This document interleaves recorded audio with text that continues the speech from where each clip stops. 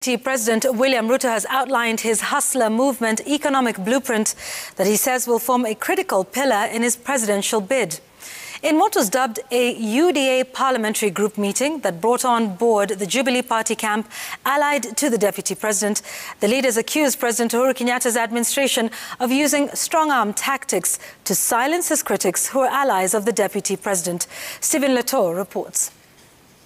Thank you. A 4-hour closed-door meeting chaired by Deputy President William Ruto ended with a hard-hitting statement tearing into President Uhuru Kenyatta's administration.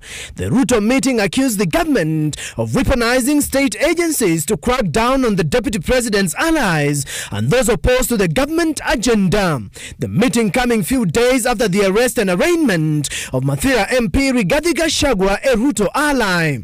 The criminal justice system, Kenya Revenue Authority, and other state agencies were mobilized and weaponized to intimidate, blackmail, victimize, and persecute leaders, business people, and ordinary Kenyans perceived to be opposed to this unconstitutional order, BBI, and its anti-people recommendations.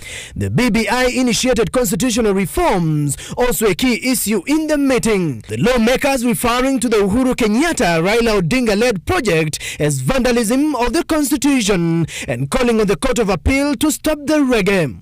This provided a leeway for the attempted vandalism of the constitution of our country. Fortunately, the judiciary made a very profound decision affirming the supremacy of the people, their constitution, and independent institutions. Although President Uhuru Kenyatta had last month revealed that he has been able to work more after his handshake with ODM boss Raila Odinga, the Ruto meeting was of a contrary view. According to the group, the handshake scuttled the Big Four agenda and disrupted government programs. Kenyans initially welcomed this development and hoped that the promise of a peaceful environment would facilitate the implementation of the Big Four agenda. Sabotaged job creation, universal health coverage, food security and manufacturing, thus cutting the entire Big Four plan. Ruto, on his part, gave snippets of what has been viewed as the Hustler Manifesto. The DP says to fund his bottom-up economic model, he will widen the tax bracket by bringing on board at least 15 million new taxpayers through enabling small-scale enterprises. Tukiwawezesha wale hawana kazi wapate kazi, wataanza kulipa ushuru wakipata kazi. Tukiwasaidia wale wa kufanya biashara kuwapa mikopo yenye riba ya chini, biashara zao zitapanuka na zitainuka, wataanza kulipa ushuru. We believe the priority is the economy and more so the bottom-up economic model. We believe in ganging up and forming tribal chieftain. We believe in a unified, unitary state. With the country's debt burden now standing at 7.1 trillion shillings, the Hustler Manifesto, according to the PG, intends to scrap foreign borrowing gradually and make Kenya self-reliant. Na vile vile tutaanza kupunguza na kuondoa baadaye completely kukopa madeni, kwa sababu tutakuwa na pesa ambayo sisi wenyewe kwa kuzalisha uchumi wetu kupitia hii bottom up model ambayo itawawezesha wale ambao hawana kazi wapate kazi, wale hawana biashara wafanye biashara, na wakulima wazalishe zaidi.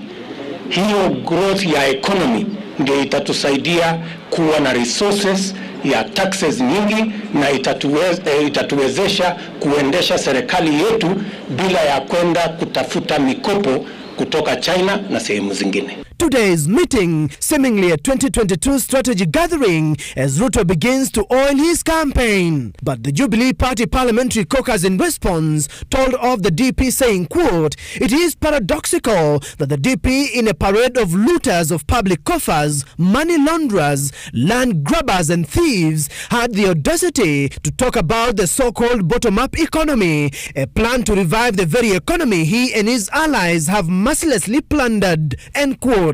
The Deputy President's view of the Big Four agenda icing the President's allies. They accuse him of sabotaging the President in his quest for power. The statement adding, "We urge the DP to tell Kenyans the truth when addressing the Big Four agenda," which he claims to have nosedived after he fell out with the President in 2018. Truth is, the President has been diligently working towards it, while the DP has been busy sabotaging it. President Kenyatta's allies now want the party leadership to write to the Registrar of Political Parties to expunge the names of Ruto's allies from the Jubilee membership list, saying their adoption of the UDA party was a clear indication that they have ditched the Jubilee party. Stephen Leto, Citizen TV, Nairobi.